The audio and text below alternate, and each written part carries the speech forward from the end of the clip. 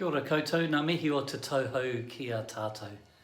Always seems odd offering New Year greetings at the beginning of February, but as this is the first video I've made for the year, I certainly want to extend those greetings and those blessings to us all as we face into a new year.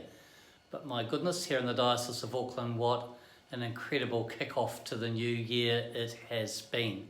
The weather of the last week has caused considerable challenges to so many people.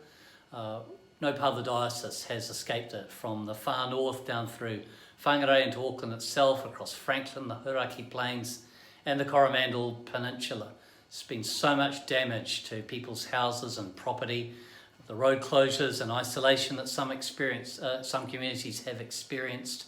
It's just been incredible, and our hearts and our compassionate response goes out to those who have been most affected.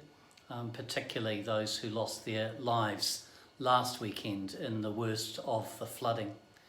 I have to say that across the diocese we're feeling very fortunate that our properties as a whole have escaped any serious damage. We've had some of our churches and vicarages that have had water go through them, not in a way that prevents us using them though, but a challenge for those congregations and clergy families as they recover from the effects of water damage in their properties.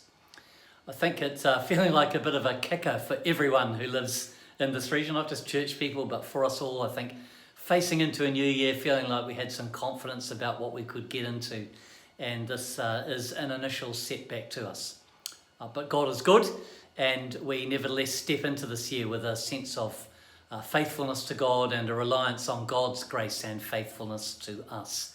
And I believe that together we can work with God for the good of the church and the community to bring about good things as we make known the good news and as we live out that good news. So let's take heart, let's have faith in God, and let's seek God's guidance of us and God's blessing on us as we seek to do God's work together.